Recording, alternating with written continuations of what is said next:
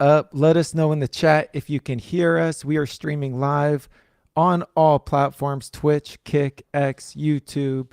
We then take these streams and make them podcasts. So then it goes on Spotify, Apple Podcast, anywhere where you listen to a podcast.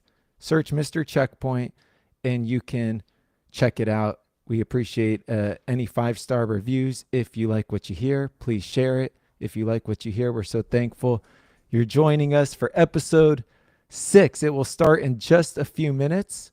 Thank you for being here. We have a clip. We got a song. Like, at what point are you just being difficult? So let me know what you think. So I think, and that's fair enough. I think some people, right, they just want to go like follow their orders. But for me personally, like, I'm a firm believer we have these rights, and if not for exercising them, we lose them. We lose them. We lose them.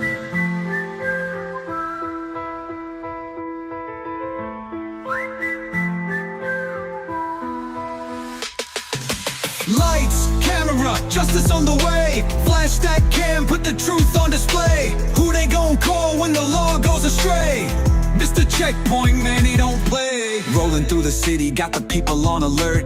Cameras in position, everything will get observed. They be flashing blue and red, trying to flex up with the badge. But Mr. Checkpoint got receipts and the facts. Call him a watchdog, call him a knight. He's fighting for the people, he shine a light. Got the feed live, man, you best believe. If you cross the line, the world's gonna see. Lights, camera, justice on the way. Flash that cam, put the truth on display. Who they gon' call when the law goes astray? Mr. Checkpoint, man, he don't play. Lights, camera, justice on the way. Flash that cam, put the truth on display. Who they gon' call when the law goes astray? Mr. Checkpoint, man, he don't play. From LA to New York, he got eyes on the streets, dropping knowledge to the people, keeping truth on repeat. If they pull you over, better know what to do. Always film the police, the power's with you. They don't like the spotlight, they don't like the proof, but Mr. Checkpoint stays solid, stays true. Not just a name, he a movement for change. Hold them all accountable, let them feel the flames. Stand up, stand strong, keep the cameras rolling. One voice, one fight, keep the system open. They watch us, we watch back. Truth don't bend, facts don't crack. Lights, camera, justice on the way. Flash that cam, put the truth on display. Who they gon' call when the law goes astray? Mr. Checkpoint, man, he don't play. I like him. Mr. Checkpoint, young man out there making a difference in the fucking community.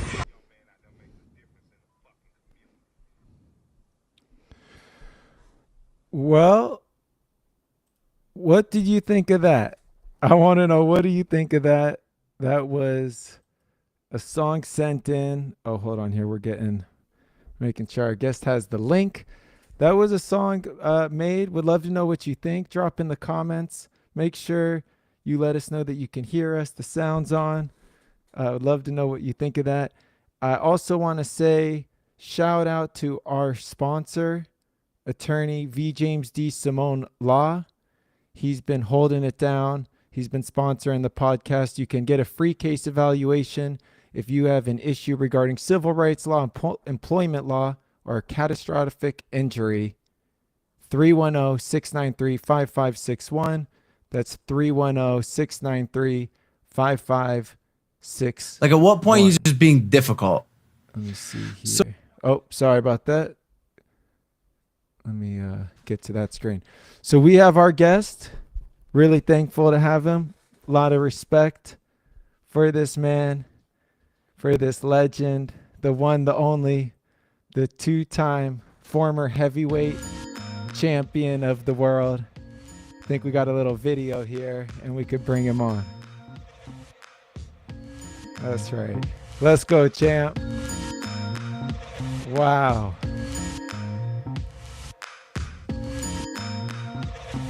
Shannon Briggs. Let's go, champ. The Cannon. Let's go, champ. 60 fights, 6 losses and 1 draw. Let's go, champ.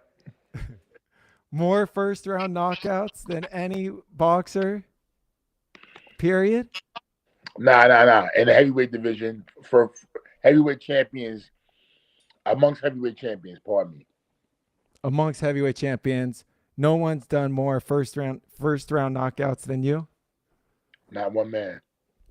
And 60 wins. Man, thank you for being here, champ. I Thank you love for having you. me. Of course, bro. What are you eating? You're the best. You know that. You're the best. What are you eating? Now I was just snacking on some dates and some walnuts and some fruit. Well, I ask because I see on social media, if you're not following Shannon Briggs, you definitely should. You've been eating right? You've been working out. Yeah, champ. I was just recently, last summer, I had a health scare. I was in the hospital. I had high blood pressure. I was eating really bad. I've been in the process of transitioning to move to New Jersey from Florida and to open up a gym in Brooklyn and to do a film about it. We had some setbacks, and it's like anything. That things don't always go right, and you have to prepare for them. So I kind of like moved up here to open up a gym again and to start do a show about it. But unfortunately, things got derailed a little bit. But just moved back to the spring possibly. But with all that being said, man, I was out of shape because I was eating bad. I was just working really, pushing a lot, and I was eating horrible. I wasn't working out. I ballooned up to like 308, 310, and then I just started. I was feeling bad, so I started working out again, and here I am. Excuse me, champ. Here I am today. I'm down to I want to say about 260, and I'm feeling good. I'm feeling much better, and I want to get down to like 245, 250. I hear that. Well, it's inspiring to see you to work out and hit it and get healthy. Thank you, brother. Thank you, brother. Someone in the comments said Brownsville. That's where you're That's right. from, right? Never ran. You see the shirt, bro. Never ran, never will. Brownsville Boxing Academy. Can you talk about Brownsville and the special place that it is and why? Um, What well, makes it well, special? well, it's not a big community. It's about 1.8 miles in size. It's not even 2 miles, and it's close to 100,000 or more people living in Brownsville. Brownsville has the most housing projects than anywhere else in the world, condensed into a neighborhood. Um, and it's always been, somewhat of a bad neighborhood. It's been, congested and very, very high poverty level. I think ranked number one in everything across the board, negative murder, crime, murder, assaults on children, on the elderly. It's a rough place, but it's also a place where if you're from there, you take, pride in it because you survive. We tough people. You have to be. So we have a legacy of toughness, let alone boxing. We're the only place in the world with three heavyweight champions from the same neighborhood. Mike Tyson, Riddick Bowe, and myself, as well as the great light heavyweight champion Eddie Mustafa Muhammad, Zab Judah, the Danny Jacobs, our new rising star Bruce Carrington, Curtis Stevens. Brownsville is a heck of a place, and we don't even have a boxing gym. So to have all of these champions come out of the same neighborhood is a reason. Something's in the water. You got to know how to be tough. You got to know how to fight, and boxing was a way out. Again, we don't even have a gym, so that's my goal is to open up a gym this spring, the Brownsville Boxing Academy, and to shine some light on a neighborhood that really needs it. But again, this is what they're good at. This is what we're good at. We're good at fighting. We're good at boxing. Three heavyweight champions, not even 2 miles in size. That's unheard of. Mike Tyson lived across the street from me. Riddick Bowe lived upstairs from me. We lived in the same building. So, it's a real small neighborhood. It's a real tough neighborhood. And I'm happy to say that I made it out, but let alone I made it to where now I can go back and help and save lives. Let's go champ.org. That's the website. Is that correct? Let's go champ.com. Oh, it's And not. let's go champ.org. Yes. That's yours, right? Let's go champ.org. Yes. Okay. So if people want to contribute, we have a barcode up on the screen. for people who want to help you bring a boxing gym there. As growing up, and it's a tough time if you want to share any of the experiences, but what made you gravitate towards boxing? Because what, you're already fighting in this, or what is it? Is it the Well, it was kind of like, I kind of like my mom. We had a rough life living in Brownsville. My mom had a substance abuse, addiction, and my stepdad, who was in and out of my life, he wound up going to prison and dying in prison. And my mom, with her drug addiction, it got no better. So we wound up losing our home, our apartment. We got evicted, and I was homeless on and off from 13 to 20. Um, Me and my mom, we didn't have a home. We were living place to place. We got a place, then we lost it again, another place. So it was just, it was rough times. But for me, it was tough because I wasn't used to that. Here I was a kid going to, private school. I went to Lutheran school, then I went to Catholic high school, and then all of a sudden, I come home from school one day and we were evicted. So that for me, that was like, wow, what do I do now? I had my own room, I had my own TV, I had everything. Now I'm staying with people, and it was just different life that I couldn't expect it, and I wasn't prepared for. So I had to kind of grow up fast at that point, and try to be strong for my mom because she was suffering from mental problems. And I was just like, damn, I'm a kid. I'm taking on the weight of everything because I have no brothers and sisters. I'm not, my dad ain't there. So I just had to grow up and be like, okay, well, I got to figure it out. So I tried working and all that. And, I got into a lot of fights. I want to say, I always enjoyed learning the art of like slap boxing or street fighting like that and stuff like that because I had to also as well. I have no brothers and sisters, and I got picked on. You know what I'm saying? But I was always quick to fight back, and because I was always eager to learn how to fight because I know I had to defend myself. So when a friend in high school asked me to go to a boxing gym with him, I gave it a shot. I had did a little boxing in the neighborhood with some gloves on, and like backyard boxing, and I did pretty good. I thought I liked it. So when a friend in high school, excuse me, when a friend in high school asked me to go to a gym off a bet a dare, I did it, and I fell in love with it. Man, it became something that saved my life because again, I was living place to place. I had no direction.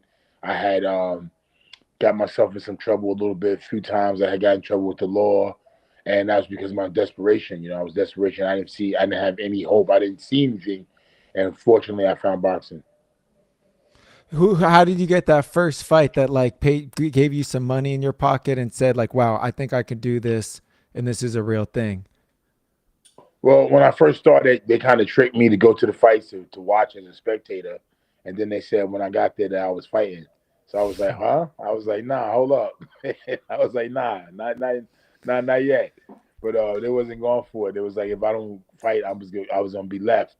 So my coach Jimmy O said if I don't fight, I was gonna have to walk home from Staten Island to Brooklyn. It was unheard of, and I didn't even have a home, so I don't even know where I was gonna go. So I had to fight, and I fought and I won against a guy with experience. He had fights. It was my first fight. I fought in a pair of sneakers and some guy's shorts that was half my size, so it was tight shorts on me, and I cut off my t-shirt, the sleeves to fight it, to make a tank top.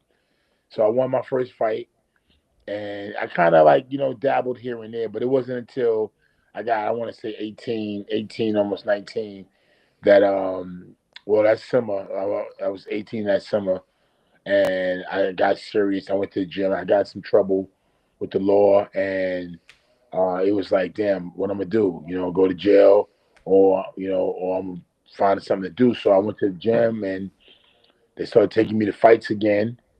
And it had been 2 years back and forth of not coming, dabbling, and they threw me in the tournament, and I won. Again, took me to the fights, signed me up, I won. Then that was a big tournament. It was like, yeah, you advance now. You go to the next one. I was like, advance. I usually disappear for another year or two. But I went back and I won that tournament. And then they was like, yo, come on, you got another one. You got another one. So I stayed in it for the next 2 years. And then I wound up turning pro because I didn't have any other options. Again, my mom and my situation, my dad was in prison. So I took advantage of what I was rolling with. It was happening also fast, to be honest with you, champ. And I took it up on it. I got a manager, thanks to Mike Marley. He discovered me and introduced me to Mark Roberts, and it took off, man. Took off. And was it like how many wins was it within that you went undefeated? Essentially, was it? As a pro, 25 wins. I think 22 or 23 knockouts before my first defeat. Oh And my no god! excuses, but no excuses. But I had an asthma attack. I'm asthmatic. I was asthmatic. I was born with asthma. I weighed less than 2 pounds at birth. That's documented. I was always sick. I never really got an education because I was always in the hospital as a kid. I grew up in the hospital. I grew up um, St. Mary's Hospital, Kings County, St. John's in Brooklyn. All these hospitals I grew up in because I was always sick every winter. Being from New York, I had cold induced asthma, and then the box with asthma was a nightmare. You know what I mean? It caused me what I call trauma because I was always worried that I was going to have an asthma attack. And like I tell people, you can go without food and water, but you can't go without oxygen. So, worrying about it, even thinking about it, causes adrenaline and everything start rolling. So it's never a good thing. Um, I had no choice, and that's what I tell people, champ.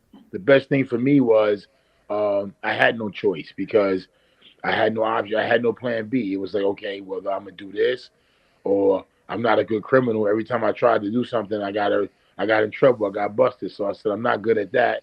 I'm not good at being a criminal or doing crime, and which was a blessing. So I gave it what I was good at, which is give it a shot. And it wasn't easy. Give me, like I said, with the asthma, and not really. What hurt me the most was I didn't have the experience and I didn't have the confidence. I didn't have the confidence in my oxygen. I didn't have my confidence in my condition. I didn't have confidence in regards to because of experience, lack of experience. One thing about boxing, you got to be in there. You got to get comfortable. I never got comfortable because I would just come and go, and then when I go, they throw me in a big fight. I'm in a tournament. Or I'm in so and so. So I got to fight to a higher quality of opponent, and that was kind of like it was throwing me in there. I advanced quick. I made the U.S. team. I was 19 years old, 20 years old. I made the USA team, and I stayed with it. Fortunately, man, it gave me an opportunity to make a living and to get off the streets, to have a family, and here I am today.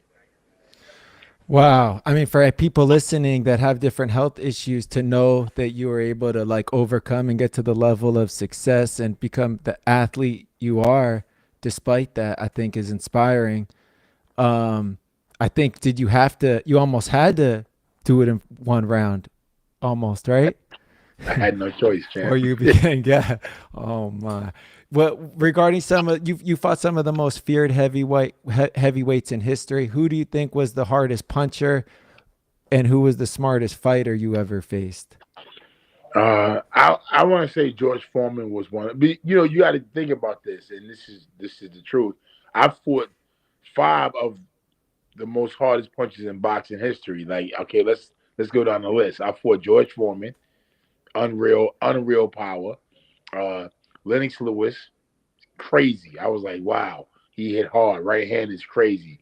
I fought Ray Mercer, vicious puncher. You see what he did to Tommy Morrison. He could have did me just like that. And I fought Francois Botha, former IBF champion, ridiculous puncher, like crazy. And I fought Vitaly Klitschko, one of Mm. the hardest punches in boxing history, and I went 12 rounds with him. So I took some punches, and I gave some punches. You know what I'm saying? But yeah, I fought some tough dudes, man. Some here and there, but it was fun. It was fun.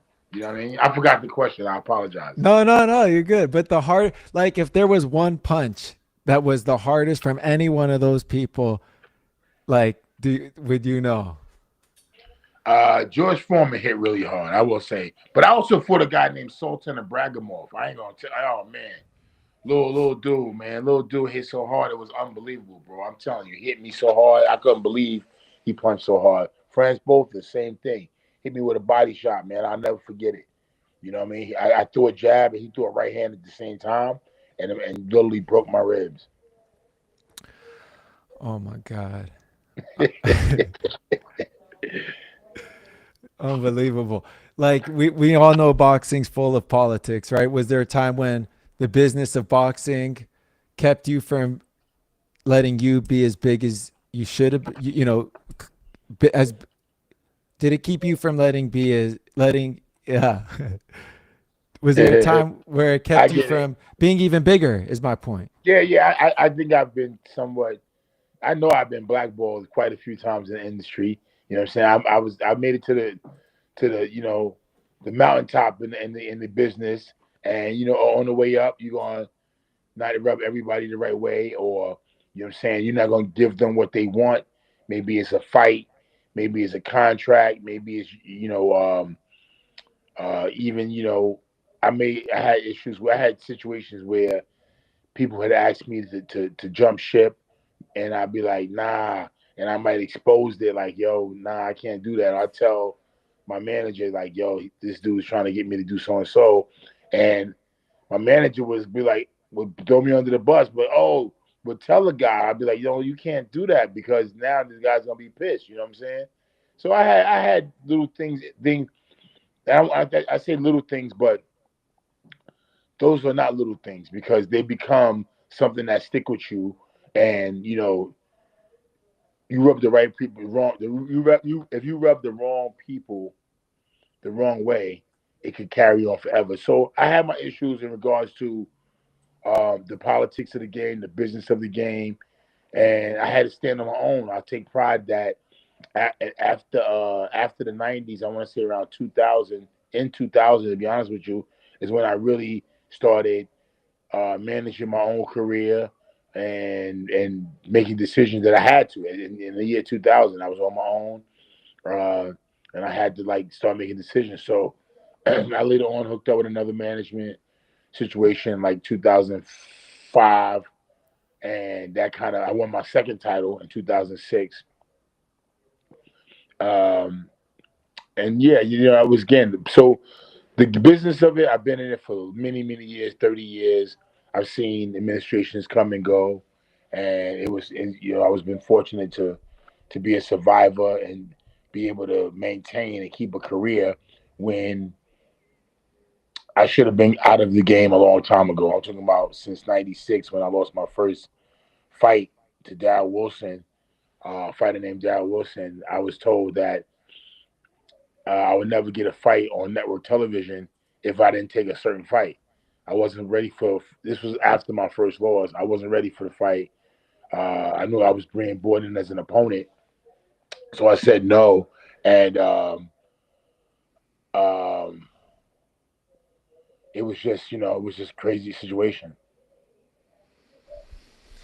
it, right now with boxing, like we got like influencers and YouTubers boxing, like Mike Tyson, Jake Paul just boxed. You like coach Logan Paul when he boxed. Who was it? Mike.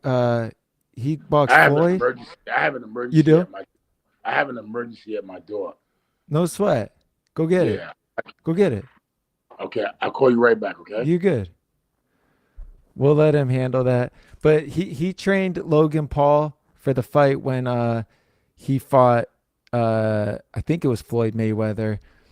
And yeah, unbelievable. We got some more questions, but we're gonna let him tend to whatever it was. We also were gonna share something that I'll put up on the screen before we I think close out here. And that is, let me get this. Let me just share one thing. If you're still tuned in here, trying to share. There it is. So this link is on MrCheckpoint.com/live, MrCheckpoint.com/live. You can find this link and you can check out the sick and family leave credit. If you were a 1099 employee, you may be eligible for up to $32,222. You fill out this form. It doesn't take more than like 15 minutes, and it will give you an about what you should expect. And then it actually connects with the IRS website. You're going to put your social security and all your information in this. It is trusted, it is secure, and it links directly with the IRS. It tells you then exactly how much you're entitled to. And then this service will even send you the check within 1 to 3 weeks. So check it out. You can get this link at mrcheckpoint.com/live, mrcheckpoint.com/live. And that's all we got. This is episode 6. I appreciate everyone for tuning in. If this isn't your first time, or if this is your first time, we go live every Wednesday at 6 p.m. Pacific Standard Time. We will be going live more often, so stay tuned to our Instagram and social media posts. Please subscribe to our Substack. And if you haven't checked out the first 5 episodes that we've released, go to anywhere where you listen to podcasts, search Mr. Checkpoint, and check them out. Appreciate y'all being here. Thanks for tuning in.